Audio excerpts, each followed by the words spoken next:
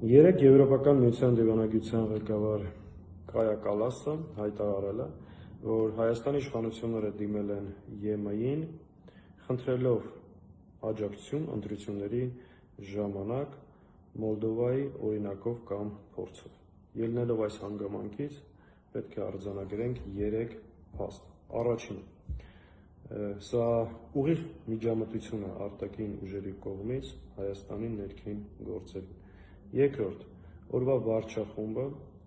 քաջ գիտակցում է, որ այլևս չունի ժողովրդի կողմից աջակցություն եւ նույնիսկ պետական, վարչական ուժային ռեսուրսները բավարար չեն իրենց վերարտադրությունը ապահովելու համար։ Եվ երրորդ, ելնելով այս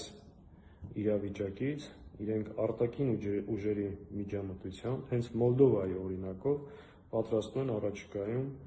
առաջիկա ընտրություններին չեզոքացնել ընդդիմադիր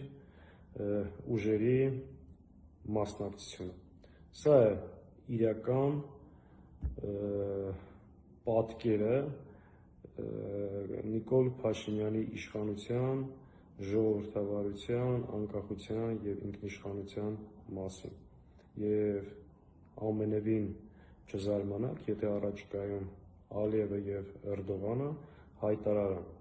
որ տարածաշրջանում կայունության եւ խաղաղություն հաստատելու համար Նիկոլ Փաշինյանը դիմել է իրենց, ակնկալելով նրանց օգնությունն ու աջակցությունը Հայաստանում Փաշինյանի վերարտադրությունը ապահովելու համար։ Իրականում բայց Հայաստանի եւ հայ ժողովրդի ճակատագիրը պետք է որոշի հայ մարդը եւ որևէ արտաքին միջամտություն, որևէ արտաքին կենտրոնից մեզ համար անընդունելի է եւ թույլ չենք տալու։